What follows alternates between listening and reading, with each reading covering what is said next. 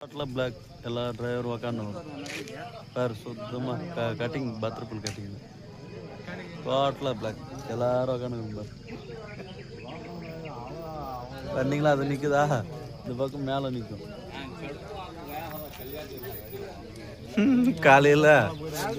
4 மணிலேருந்து total black வேறு அங்கே மேலே நிற்கலண்ணா மேலே நிற்காச்சுன்னா யாரும் வரமாட்டாங்க பாரு வண்டி ஏர்லாக் கீர் ஸ்டக் ஆயிடுச்சு ஒன்றும் வேலைக்கு வராது நடுக்காட்டில் தண்ணி இல்லை சாப்பாடு இல்லை எல்லாம் உக்காந்துக்கிறோம்